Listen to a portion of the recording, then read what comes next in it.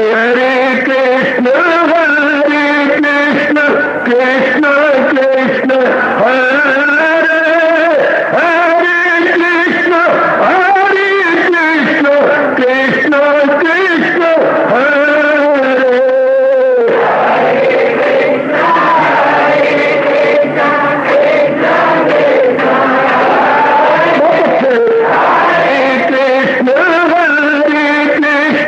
कृष्ण कृष्ण हरे हरे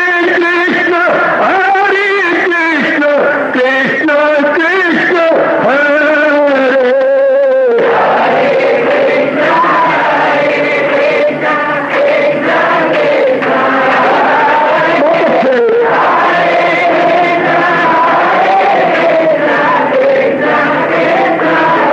जय हो हरे कृष्ण कृष्ण कृष्ण हरे हरे कृष्ण कृष्ण कृष्ण हरे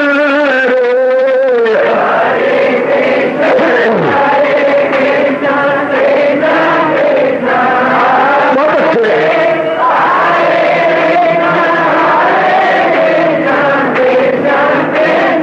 जय हो हरे कृष्ण कृष्ण कृष्ण हरे हरे कृष्ण कृष्ण कृष्ण हरे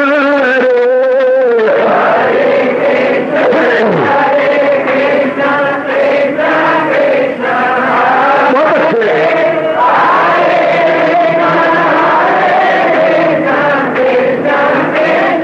जय हो हरे कृष्ण कृष्ण कृष्ण हरे हरे कृष्ण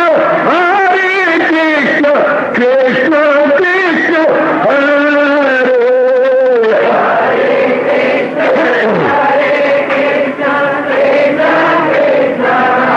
बहुत अच्छे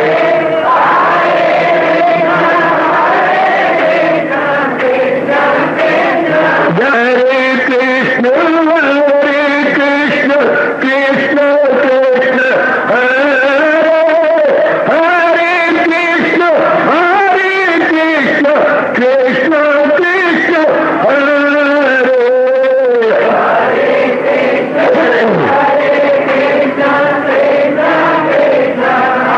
बहुत अच्छे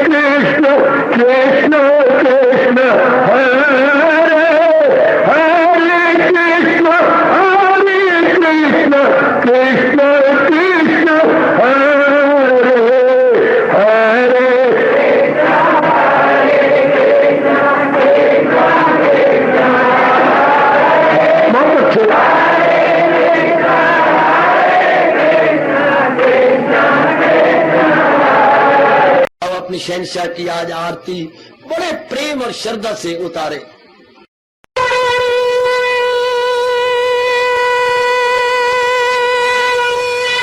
ओम जय जगदीश जय हरे स्वामी जय दीनानाथ हरे भगत दास जनों के अवगुण क्षण में दूर करे। हरिओम जय जगदीश हरे जो जावे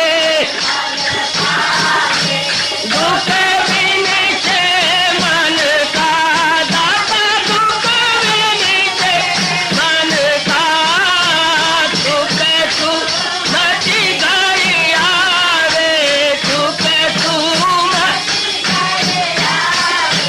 कष्ट मिटे तन का। हरिओम जय जगदीश हरे तुम मेरे शरण पड़ूं मैं किसकी स्वामी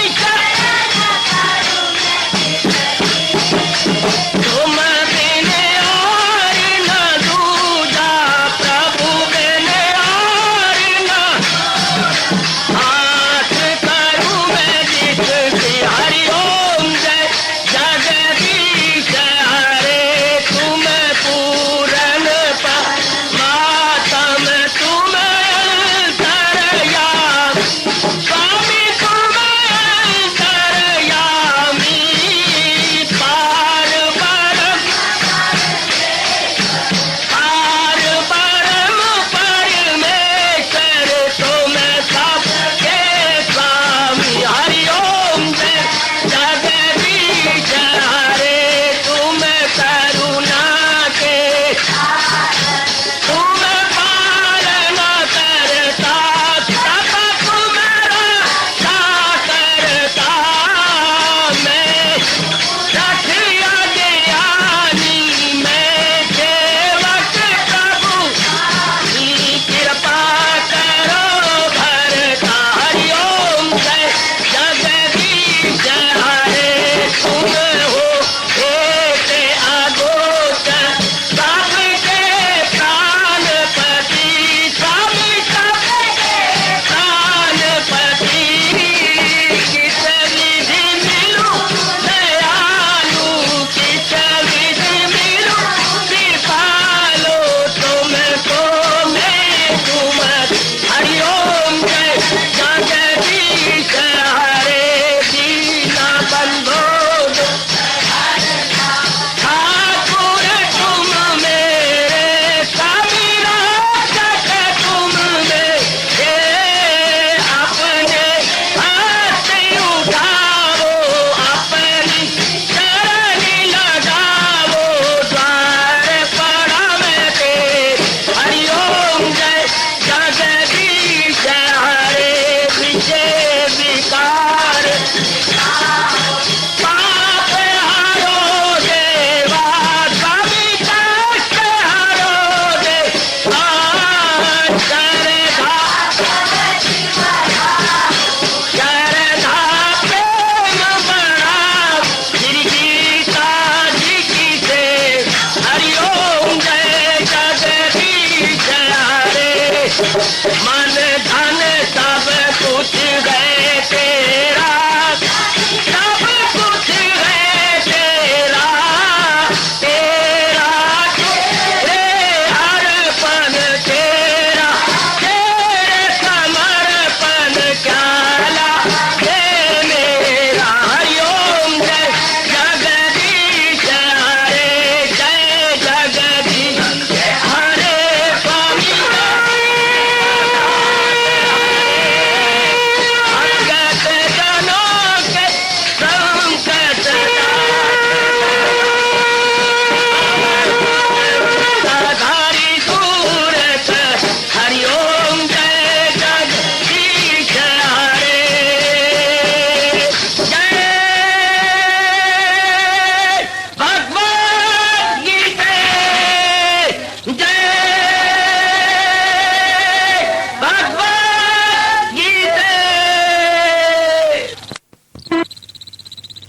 भवन्तु सुखिनः सर्वे सन्तु निरामयाः सर्वे भद्राणि पश्यन्तु मा कश्चित् दुर्भाग्यं भवेत्।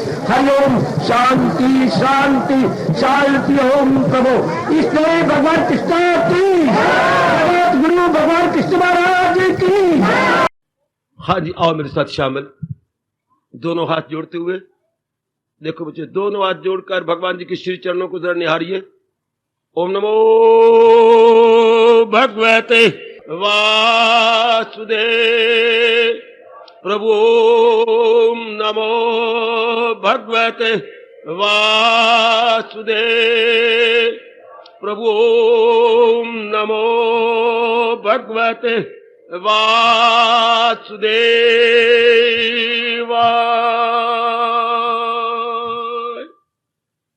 कृष्णाय वासुदेवाय हरिये परमात्मने प्रेरणात् क्लेश नाशाय गोविंदाय नमो नमः। गोविंदाय नमो नमः। वसुदेव सुतम देवम कंसचानूरमर्दनम देवकी परमानंदम कृष्ण वंदे जगत गुरुम। कृष्ण वंदे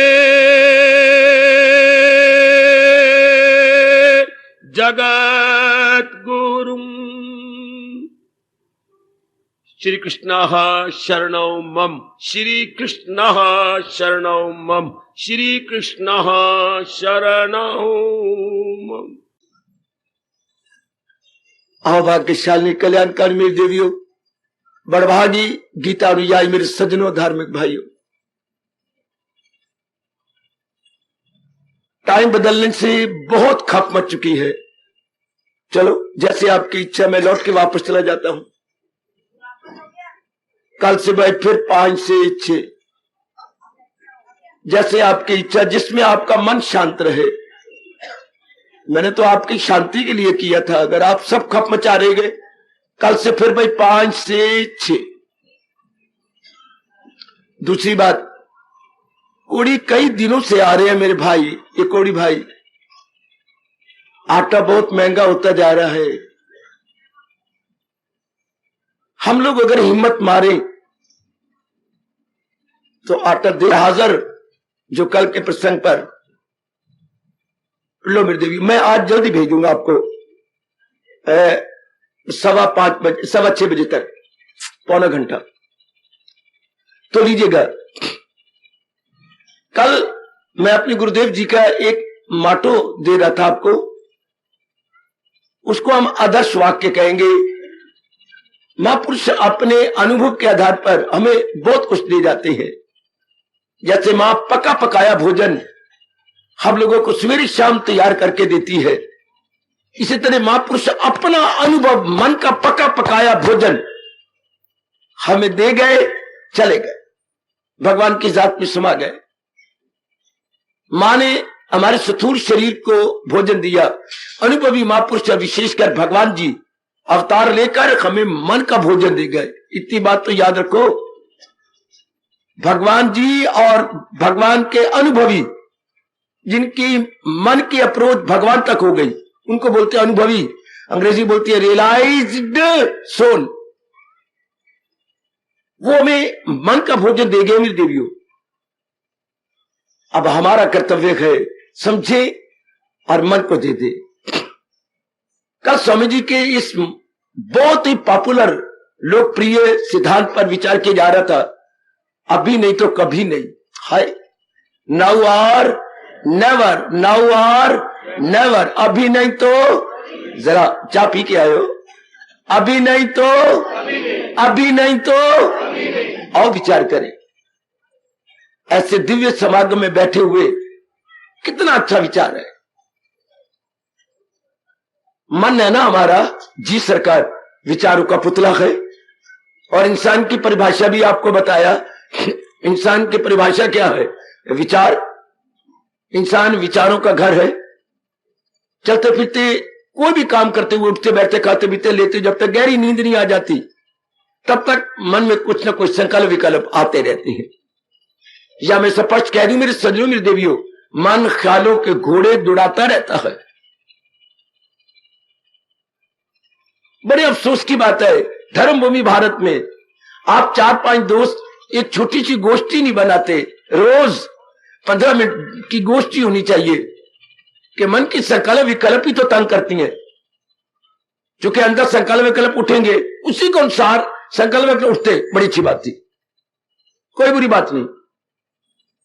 चाहे कैसे ही आप संकल्प विकल्प करते, मेरे बुजुर्गों, मेरे भाइयों, मेरी माताओं और मेरी कल्याण कामनी देवियों, कोई बात नहीं, करो। लेकिन इन्हीं संकल्प लो, इंसान ने मार का खानी है।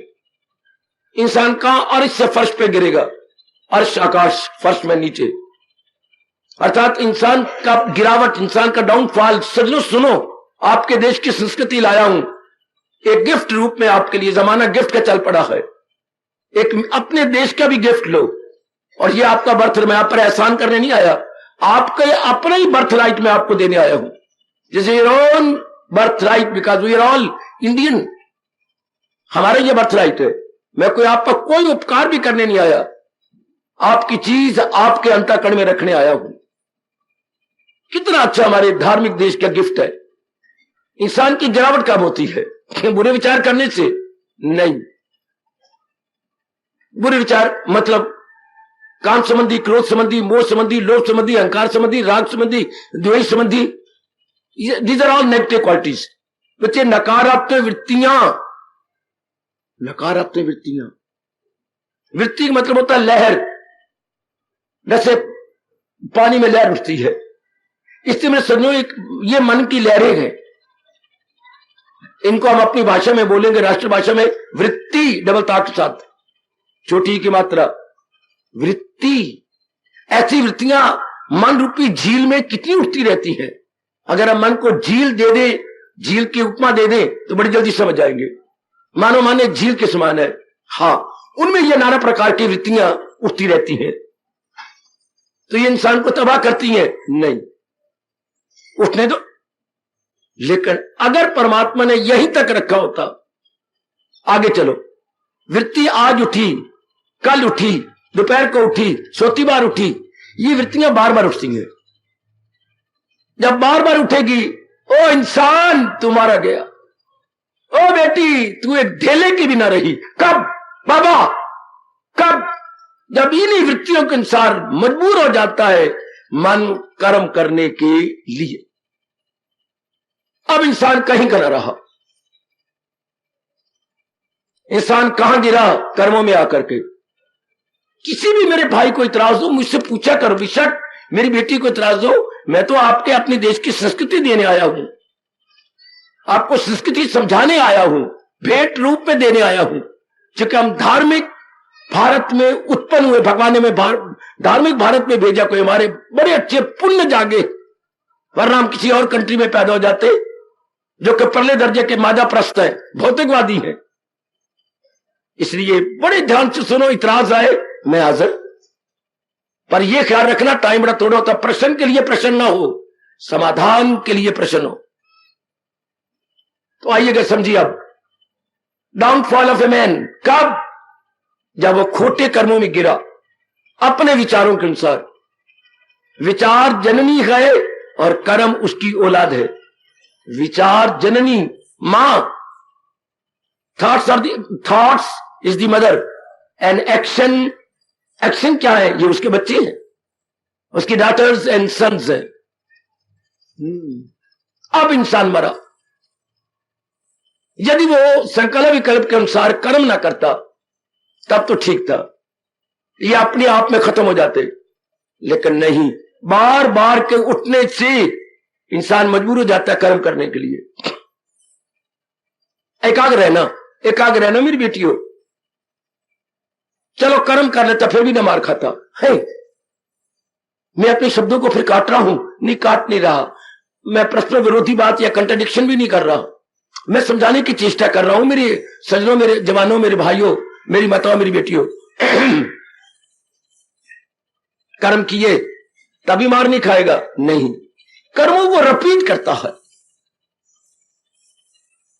मानो एक दोस्त चाय नहीं पीता, आपके घर में आया, बड़ा मजबूर किया, पी लिया, अब 4 दिनों के बाद फिर वो आपके पास आया, आपका फास्ट फ्रेंड है, आपने फिर चाय दी, पी लिया।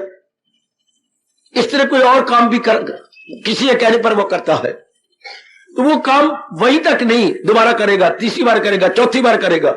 बार बार करने से वो कर्म आदत बन जाती है। हाय,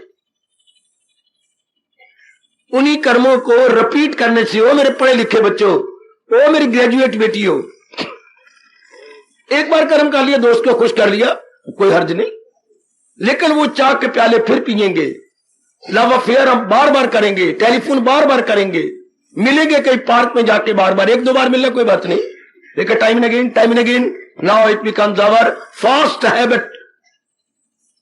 हमसे नहीं रह जाएगा, हमारा मन मचलेगा। शराब पीने की आदत या बाकी झूठ बकर फरेब बोलने की आदत, ये आदत शब्द कहां, पहले ये कर्म के विचारों की अवस्था में थे, फिर ये कर्मों की सूरत में आए, फिर कर्मों को बार बार हमने किया, वो आदत बन गई। कई आदत का एक नाम क्या है, चाल चलन, करेक्टा। सुनो, अपने भारत की संस्कृति मेरे से ले लो, ये आपके अपने देश का तोहफा है, इसके बिना हमारी मिट्टी पलीत है। बेटा, अब इंसान ने मार खा ली जब उसकी आदत बिगड़ती है, अर्थात फलाने कैरेक्टर गंदा है, क्या मतलब, वो कई बुरे कर्म करती है, ये करता है कई प्रकार के, एक नहीं। ये हमने बड़ी बकवास की है, जो किसका एक अंग ढीला है नर नारी के प्यार में, वो कैरेक्टर खराब है, गलत। उसकी आंखें भी गंदी है, वो तकता है, उसके कान भी गंदे हैं, गंदे गीत सुनता है, वो पैरों द्वारा गंदी जगह भी जाता है, और भी अंगों से बुरे कर्म करके आदत बन चुकी है। Now you can openly without any hesitation can say he is a man of bad character, he is a loose lady. तब हम कह सकते हैं मेरी बेटी ढीली है अपने चाल चलन में, अर्थात कई बुरी आदत है, नेगेटिव क्वालिटी सो में नहीं, सिर्फ एक नहीं। वाह वाह मेरे कृष्ण, वाह। दूसरे शब्दों में वो अपने अंगों का गुलाम है, हालांकि इन अंगों को हमने अपने अधीन करना था, लेकिन हम इन अंगों के अधीन हो गए। इंसान के पास इतनी भगवान ने शक्ति दे रखी है, बुद्धि की, निर्णय करने की, विवेक की। मन में एक ही शक्ति है मेरे सज्जनों, विवेक। विवेक मन में भगवान ने एक बड़ी भारी दिव्य शक्ति दी है। यह का ऑर्डिनरी शक्ति नहीं है, सामान्य शक्ति नहीं, विशेष शक्ति, दिव्य शक्ति, विवेक, जो हादसे में जीव को बताती है उचित क्या है, अनुचित क्या है, सत्य क्या है, असत्य क्या है, कर्तव्य क्या है, अकर्तव्य क्या है। इसी कारण से हम बाकी जीवों की अपेक्षा उत्तम कहलाते हैं। अब जब बार बार हम बुरे कर्म करते हैं, देखो मेरी छाती को कुछ हो रहा है, क्यों बाबा? जब हम बार बार वही बुरे कर्म करते हैं, बुद्धि पर विवेक छिप जाता है। भगवान या तो ये ना नियम बनाता, अवर्ण बोलेंगे हम, मेरी बेटियों, मेरे सज्जनों, मेरे भाइयों, अवर्ण आ जाते हैं और हम खुल्लम खुल्ला आप रोज करने लग जाती हैं, बुद्धि ना होने के बराबर, अर्थात विवेक ना होने के बराबर। अगर चाकू काटे ना तो चाकू शक्ल मात्र का हुआ ना, चाकू फारसी का शब्द है बेटी, चाकू चाक से बना है, चाक मैंने टुकड़े करना। जैसे में ये पेंसिल मेरे हाथ में है, चाकू बड़ा तेज मेरे हाथ में है और मैं ये तराश रहा हूं। जब बोलेंगे चाकू, जब उसकी धार बड़ी तेज हो और वो टुकड़े कर रहा हो, तब चाकू। अगर चाकू तेज नहीं है, उसकी धार तेज नहीं है, उसका जो सिरा है, एज है, वो शार्प नहीं है, ब्लंट है, उसको चाकू नहीं कहा जाएगा। शक्ल चाकू की है, पीछे दस्ता लगा हुआ है, आगे फला है, पीछे ब्लेड, एंड आगे उसका क्या होता है बेटे, आगे उसका फला मेरी बेटी, अच्छा पीछे हैंडल है, इसको चाकू नहीं कहा जाएगा। आगे ब्लेड है, पीछे हैंडल है, चाकू तब जब काट सके। हाय ध्यान दीजिए, एक बार मैं आपसे मुख से सुनना चाहता हूं, चाकू तब जब वो, बोल मेरे बेटे बोल, मैं बिठाऊं आपके मन में, चाकू तब जब वो काट सके, बुद्धि तब जब विवेक कर सके। बिठा लो अपने मन में, बिठा लो। कितना गजब का तोहफा है गीता, जो प्रभु जी अवतार लेके हमें दे गए। वह कदर करो मेरे बच्चों, कदर करो, कदर करो मेरी लाडली अच्छी कल्याण कामनी बेटियों, कदर करो। चाकू नहीं चाकू कहा जा सकता जब उसमें काटने की शक्ति नहीं रही। ठीक है बाबा, हम समझ गए। बुद्धि नहीं बुद्धि कही जा सकती जब उसमें डिस्टिंग्विश करने की शक्ति ना हो, उचित अनुचित करने की शक्ति न रहे, इसको हम कहते हैं बुद्धि मारी गई। इसको हमारे व्यास जी कह गए विनाश काले, जब किसी ने नष्ट होना है, समाज ने या एक व्यक्ति ने या खानदान में, उनकी बुद्धि विपरीत, उल्टी, ब्लंट हो गई, खुड्डी हो गई, कुंद हो गई। आजकल ये वो काला वक्त जा रहा है। इतनी गवर्नमेंट की विद्या ले लेने के बाद, कॉलेजों की, स्कूलों की, यूनिवर्सिटियों की, हमारी बुद्धि तेज नहीं होती। जो कि हमें क्या दी जाता है, धर्म निरपेक्ष शिक्षा दी जाती है। धर्म निरपेक्ष, सेकुलर नॉलेज। सेकुलर नॉलेज से बुद्धि और भी खराब होती है। कोई मेरी बेटी बतलाए, सेकुलर नॉलेज से बुद्धि कुंद क्यों होती है? उसमें जीव को बाहरमुखी बनाया जाता है। अब जितनी मैं और आप पढ़ के आए गए, उसमें क्या किया गया? हमें बाहरमुखी बनाया गया, हमें इंद्रियों का गुलाम बनाया गया, धन का गुलाम, औरत का गुलाम, इज्जत का गुलाम, पदवियों का गुलाम। हम इन्हीं के अधीन रह गए। तब बुद्धि ना होने के बराबर, बुद्धि कुंद हो जाती है। बुद्धि तेज तब होती है जब हमें वो सेकुलर नॉलेज ना मिलती, हमें अपने देश की रिलीजियस नॉलेज मिलती। रिलीजियस नॉलेज में पहला पार्ट ही इंसान का यही है। क्या? हमारा पहला कदम जब हम धार्मिक बनते हैं, पहला कदम क्या होता है? यही, उचित क्या है, अनुचित क्या। यही भगवान ने कहा, मेरी गीता को अपनाते रहना। 16वें अध्याय का अंतिम श्लोक, गीता आपको बताती रहेगी करना है क्या, न करना है। चुमो इन शब्दों को। 16वें अध्याय का अंतिम 24वां श्लोक, गीता आपको बताती रहेगी कि करना है क्या और न करना है। पता नहीं मेरे भारतवासी क्यों भूल गए। हम अपने आप को आस्तिक भी कहते हैं, लेकिन भगवान के उपदेश को नहीं मानते, तो आस्तिक कैसे हुआ? जरा देखिए, आप पिताजी की कदर करते हो? जी, मेरे क्या है, रिस्पेक्टेड फादर है। शर्म कर मेरी बेटी, शर्म कर। नहीं बाबा, मेरे रिस्पेक्टेड फादर है। सच कह रहे हो पुत्र? बिल्कुल। तो जो वो कहती हैं वो तो आप मानते नहीं, तो कदर क्या हो गई? Respect means to obey. आदर करने का अर्थ हमारी संस्कृति क्या बताती है? जिसका आप आदर करते हैं उसका कहना भी मानो, आज्ञाकारी बनो, वरना ना कहो कि मैं क्या उनका आदर करता हूं। आदर का अर्थ होता है, भाई सुनो सुनो मेरी बेटी, और आज आप मां बाप की धज्जियां उड़ाते जा रहे, इज्जत के टुकड़े करके कुत्तों के आगे आप फेंक चुके हैं। आदर का मतलब होता है उनकी आज्ञा मानना। Respect means to obey. ओ मेरे पढ़े लिखे बेटे, ओ बेटी, रिस्पेक्ट मीन्स टू ओबे। आदर करने का मतलब आज्ञा मानना। वैसे मैं आदर करता हूं, पिताजी की एक नहीं मानता, मां अपनी की एक नहीं मानता। What kind of respect is that? बिल्कुल। अब देखिए, हम कहती हैं, हम आप कहते आस्तिक है। बिल्कुल, मैं आस्तिक हूं। किसके? भगवान के। भारत में दो ही भगवान माने जाते हैं, राम और कृष्ण। आप किसके हैं? मैं कृष्ण का को मानने वाला हूं। मानने वाले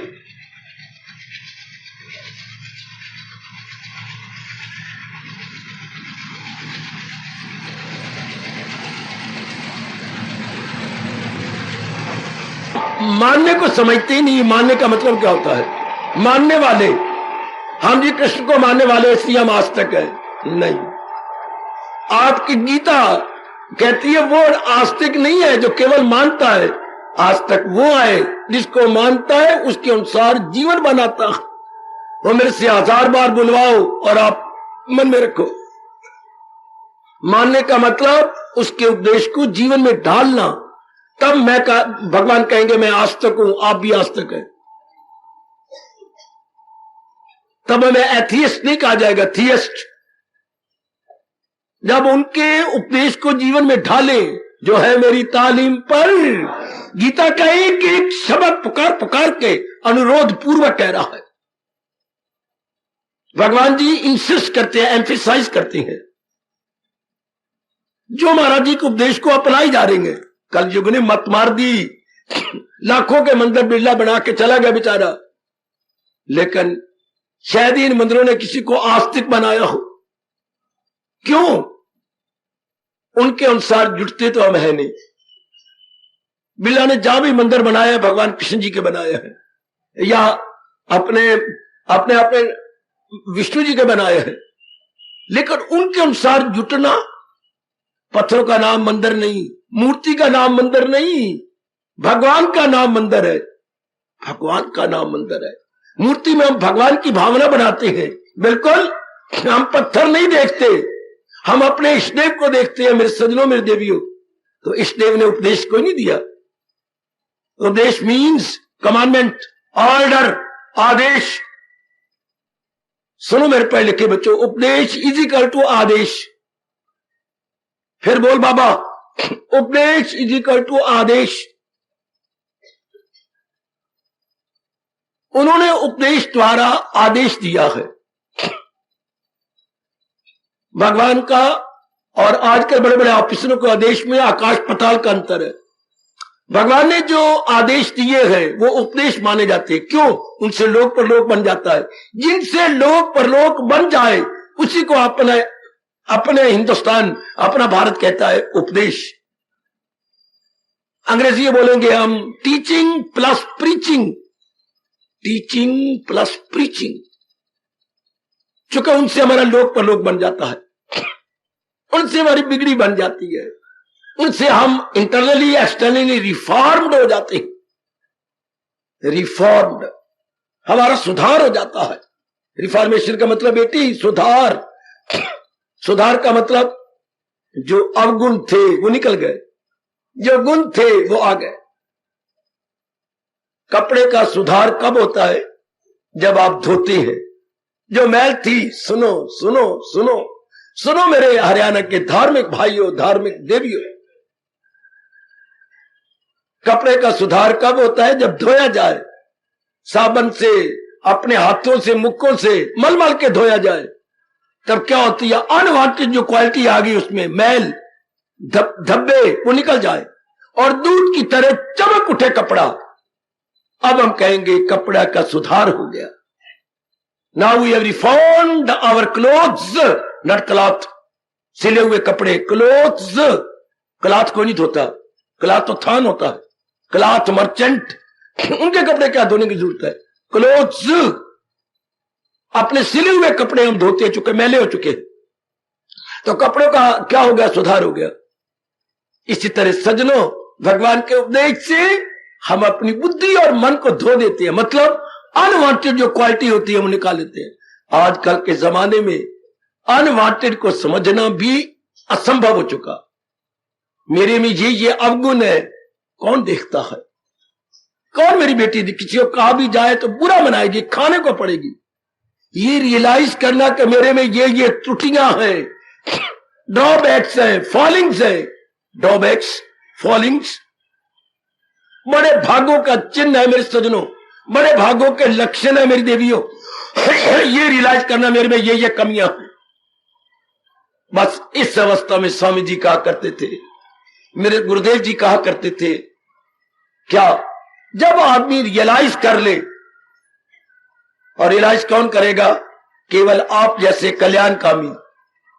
दुनिया में 2 प्रकार के इंसान है मेरे सजनों, मेरे देवियों।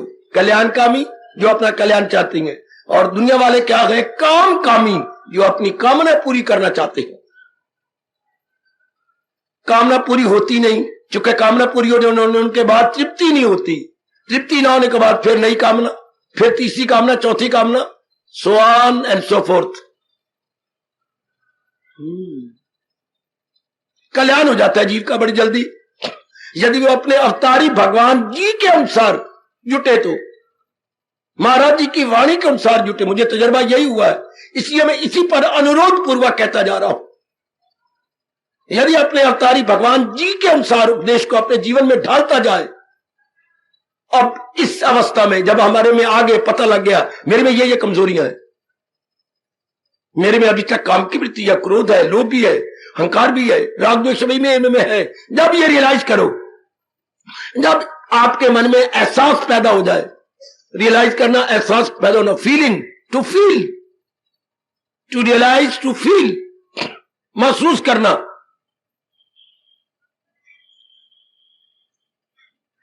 अब आजकल यह आम चल पड़ा है, आपने कोई अपने बॉस के साथ, सुबिडेंट के साथ, या आप पढ़ाती हो या ऑफिसर है, कोई काम करती हो, कोई गलती कर लेती हो और वो आपको सजा देना चाहता है, तो आप जाती हैं, सरकार गलती किससे नहीं होती। मैं ये बात नहीं कहता, मैं कहता हूं सारी फील करो। वो देखो क्या कह रहा है, सारी फील करो, एहसास करो कि मुझसे गलती हुई है। लेकिन वो भोले, उनकी उम्र बड़ी है, वो तजर्बाकार नहीं है।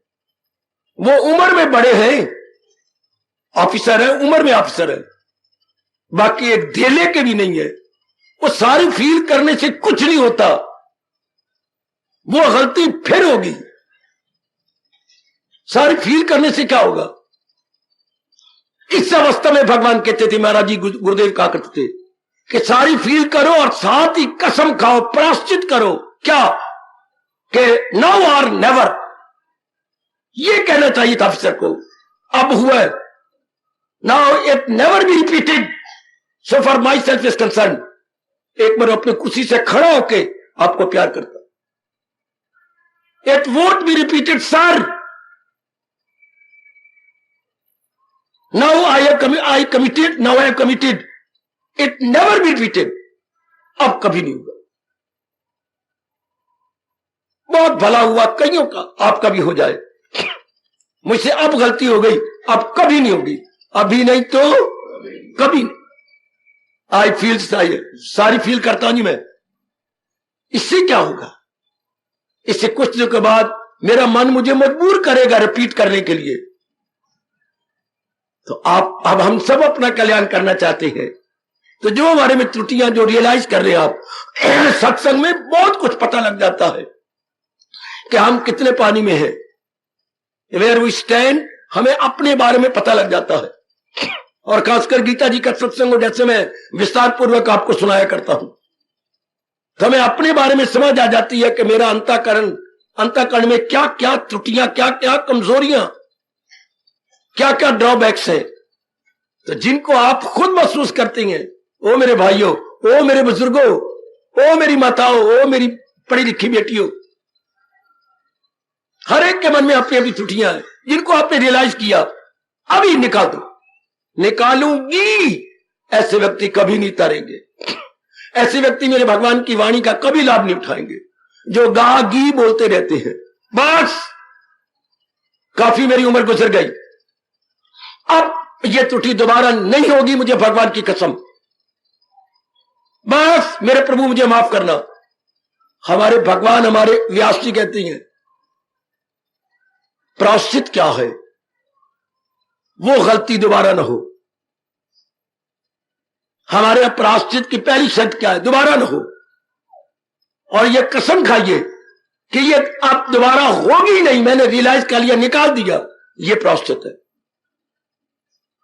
क्योंकि आपने पक्के इरादे से कहा है, आपकी विल पावर स्ट्रांग हो गई, आपकी विल पावर मजबूत हो गई, कभी नहीं होगी यह गलती। हाय, वो गलती गई। एक छोटी सी मक्खी भी, मेरे भाइयों, मेरी बेटियों, तब मेरे मस्तक में बैठ सकती है जब मैं बैठने दूं।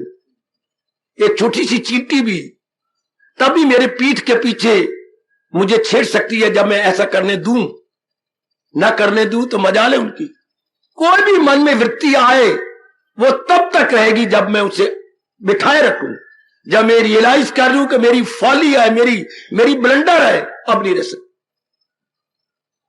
भगवान ने यही कहा है, उसे भी समझ ले कि साधु है वो इरादे में नेकी के यक्षु है जो। क्या पहले रत्नाकर था, लेकिन हमारे हमारे हमारे हमारे हमारे चोटी के देवर्षि नारद जी ने रियलाइज करवा दिया कि तुम बड़े पाप के भागी बन रहे हो, ये सारा पाप तुम्हारे घर वाले नहीं बांटेंगे, तुम्हें बांटना पड़ेगा। रियलाइज हो गया, कितने चोटी के ऋषि बन गए वाल्मीकि। एक खूनी से मुनि, अपनी कॉपी पे लिख के कम से कम 10 मिनट विचार करना, खूनी से मुनि, खूनी से मुनि, इतना चोटी का दर्जा कहां से ले गया? जब उसने पक्का इरादा किया, जो हो गया सो हो गया, मुझे भी मंत्र दे देव ऋषि, मैं भी अपने पापों को बख्शा लूं। तब मेरे सज्जनों ये ऋषि बन गए। ये है प्रायश्चित। पक्का इरादा किया, अब नहीं करना। ये है सही रूप में रियलाइजेशन, फील करना। बेटे इसे कहती है, ये नहीं I feel sorry sir,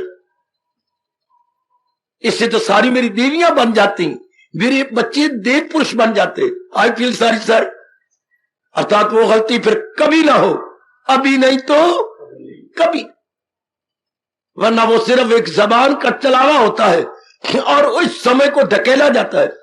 sir I committed, I feel sorry, oh yes go away. मैं मेरी वाणी पर विश्वास करना, मेरे तजर्बे पर विश्वास करना।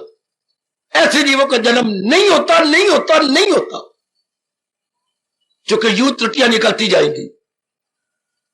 पक्का इरादा किया, हाँ, उसी को मेरे भगवान कह रहे हैं जो ऐसा इरादा कर रहा है। आगे पढ़ो, वो धर्मात्मा जल्द करार हो सकूं दाएंगे, सदा रहने वाली वो शांति पालेगा, वो धर्मात्मा बन जाएगा। चूंकि एक एक करते हुए सारी गलतियां गई। ये नहीं करूंगा, अब मेरे में क्रोध नहीं आएगा, अब लोभ नहीं आएगा, कभी नहीं आएगा। ये तब तक थी जब तक मैंने रियलाइज नहीं किया। अब रियलाइज कर लिया, बस नो मोर, नो मोर। अपनी भाषा में बोलो, अब भविष्य में अब ये फिर नहीं होगी।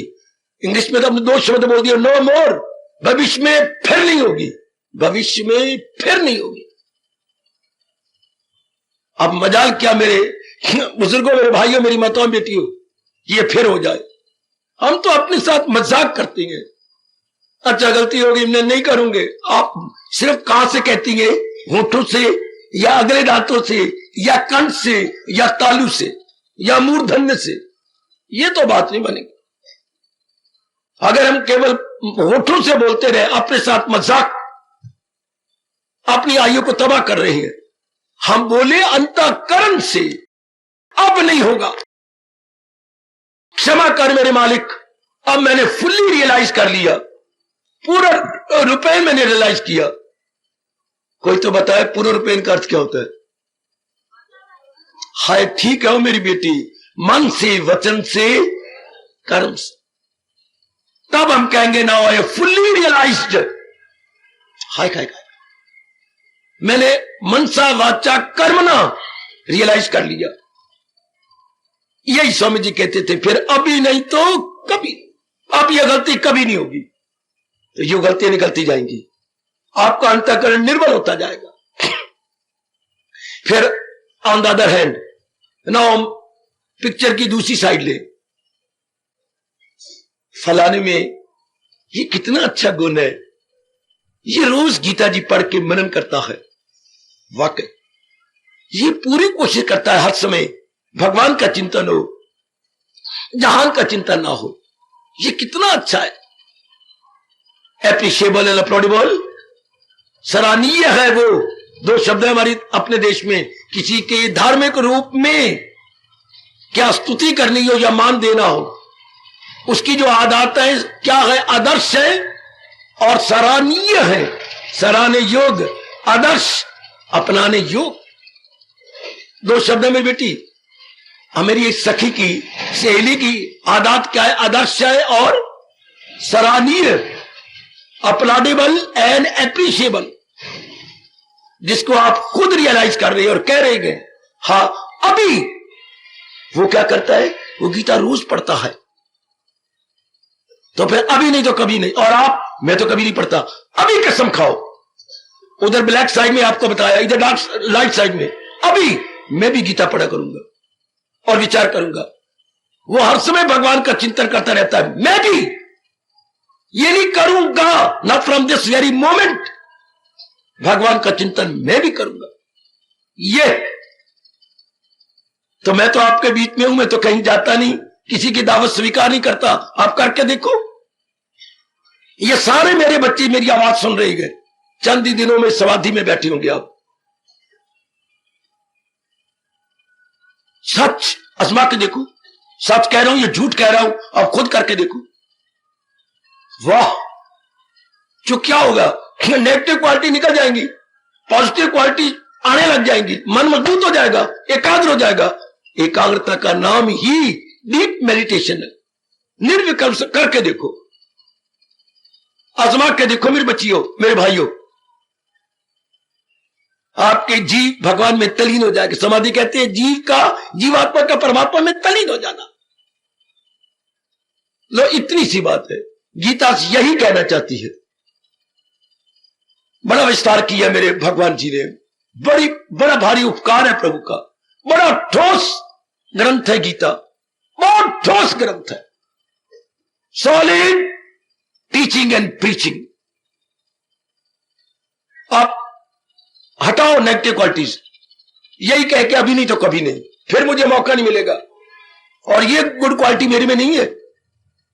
वो गरीबों की मदद करता है, कोड़ियों की मदद करता है, अपने जेब खर्च को जीरो कर दिया है, मां बाप से और नहीं मांगता, जेब खर्च को अपनी कुर्बानी की है। हाय, दान तो यही दान कहलाता है जो अपनी कुर्बानी की जाए, ना कि मां के मैं मांग लू और मां बाप पर बोझ ना बनूं, जो मुझे जेब खर्च मिलता है उसी में से मैं दान करूं। तो वो ऐसा करता है। हाँ, तो फिर आज से आप शुरू कर दो कि मैं भी ऐसा करूंगा। अर्थात जो हमारे में अशुभ वृत्तियां हैं उनको अभी कहें, अभी पहले थी अब नहीं रहेंगी, अभी नहीं तो कभी नहीं। और जो हमारे शुभ वृत्तियां नहीं आ रही अभी कसम खाए, जो खुद ही रियलाइज कर मेरे दोस्त में ये शुभ वृत्ति है, ये स्वभाव है, ये शुभ कर्म करता तो मैं भी करूंगा, और मेरे में ये अशुभ है आज से ही निकल गई, नो मोर। हाँ, इधर कहना नो मोर, इधर कहना फॉर एवर, फॉर एवर। ये हमेशा मेरे में आ जाएंगी और ये हमेशा के लिए निकल गई। थोड़े दिनों में देखो आपकी मानसिक अवस्था कहां जाती। ये होता है लाभ गीता जी के सुनने का, ऐसे स्थानों में आने का। वरना क्या हो, मेरे लिखा हो रामायण, मां मुर्शी आ रहे हैं रामायण सुनाएंगे। कितनी बार रामायण सुनाई गई, क्या फायदा यदि अंदर वाला राम के नजदीक नहीं पहुंचता। एक उन्हें फैशन बना लिया है, क्या रामायण इतने मोटे शब्दों में सेठी जी रामायण करवाना चाहती हैं। रामायण का मतलब हो ना राम के नजदीक पहुंचे, तब तो कुछ सुने। बस महापुरुष आएंगे, अपने रुपए काफी ले जाएंगे, उनका फायदा हो गया, आपको क्या फायदा। इनकलाबी बनो मेरे बच्चे। रखवाने वाले भी जो सेठी जी रखवा रहे हैं, जरा अपनी बुद्धि से काम ले कि यूं रामायण रखवाई, महापुरुष हरिद्वार से बुला लिए और वो कथा करते रहे, योग सिखाते रहे, सांस ऐसे बंद करो, ऐसे बंद करो, क्या ठोस लाभ होगा। अंधाधुंध फलाने ने रखवाई थी मैं भी रखवाऊंगा, फलाने ने रखवाई मैं भी रखवाऊंगा।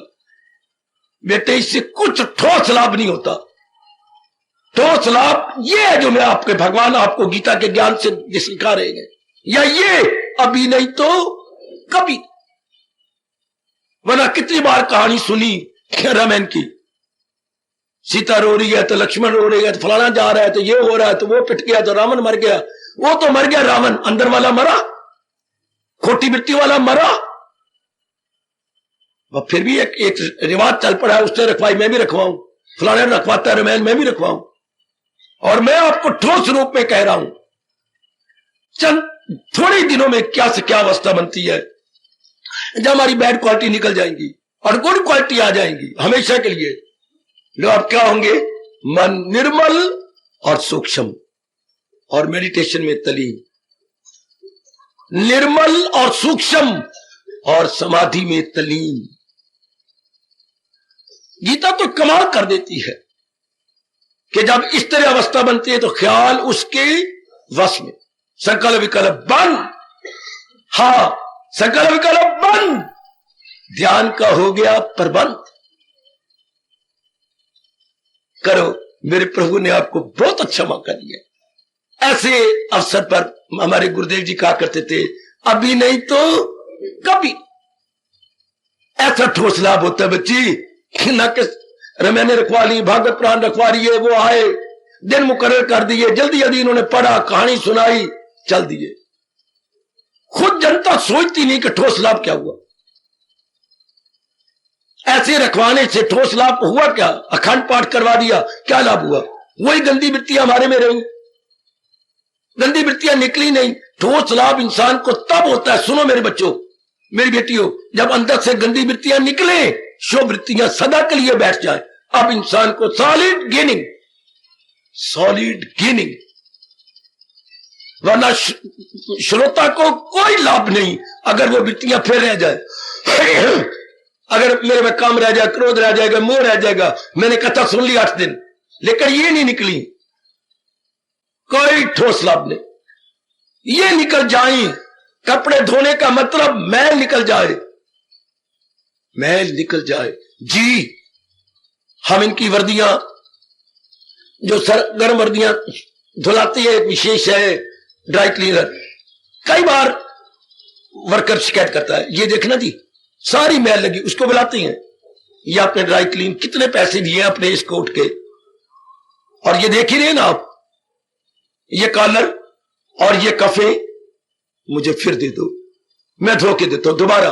क्यों शिकायत का मौका देते हो? जब बरसों से हम आपसे धुला रहे हैं, तो धुलाई का मतलब क्या? आपने हमारे से 75 रुपए लिए, इतने लेते हैं इनकी वर्दी के, तो मैं तो रह गई। और नेक जीवो, इस तरह अपने मन को लानत मारो, तो रोज आता है भगवान की वाणी सुनने, मैल तो अंदर है। इसका मतलब क्या हुआ? ऐसे इनकलाबी मेरे से भी ज्यादा बन जाओ कि ये अंदर की मैल निकल जाए, negative quality must be removed, नकारा वृत्तियां चली जाए।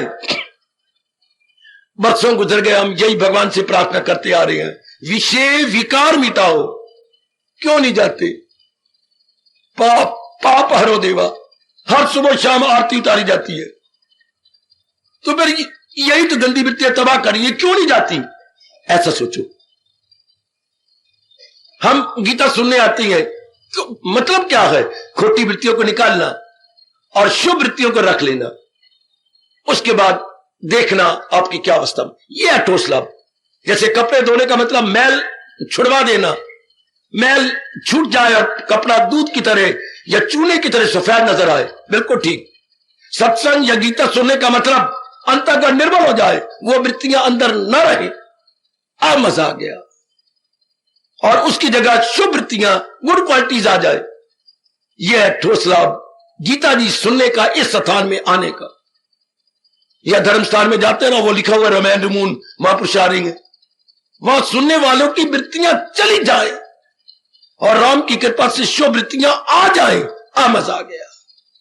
आप देखना होता है ऐसा, वह कथा में देखो 20 बैठ रही हैं, 20 उठ रही हैं, 20 आ रही हैं, टाइम से भी नहीं आना, फिर बैठना नहीं, सुनना, रस नहीं लेनी, मन उकता जा।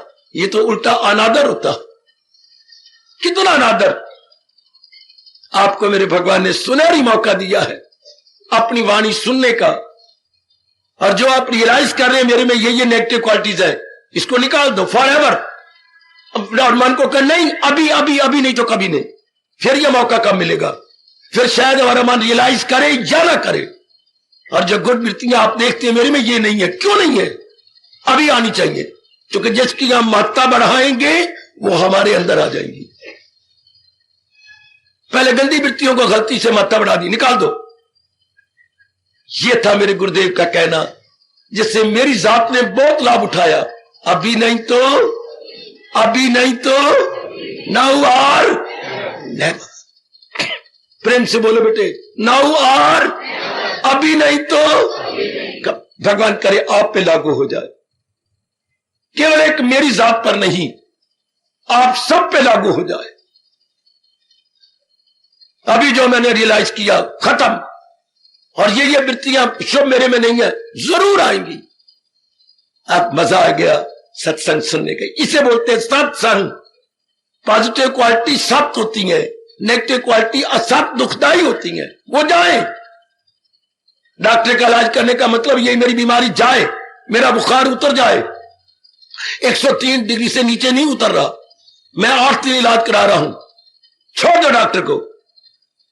अगर ऐसे स्थानों पे आने से आपकी खोटी वृत्तियां नहीं जाती, छोड़ दो ऐसे स्थान को, मुझे, गीता को और भगवान को। फायदा क्या हुआ आने का? डॉक्टर के पास जाने का फायदा क्या हुआ अगर बीमार बुखार टूट नहीं रहा तो? मैं तो ऐसे चाहता हूं इनकलाबी बनो। मतलब क्या? आने जाने का नाम सत्संग नहीं है। मन में पॉजिटिव क्वालिटीज आ जाए, नेगेटिव निकल जाए, ये है ठोस लाभ गीता जी सुनने ऐसे स्थानों में आने का। वरना लीव दिस प्लेस, ठोस लाभ कुछ नहीं है। खुद भगवान कहती है बड़ा गंदा दिल है वो, भगवान ने मक्कार कहा है, वो हिपोक्रेट है। शाबाश, ये था जो आपने कहा, आज फिर होना चाहिए। अभी नहीं तो now it is up to you.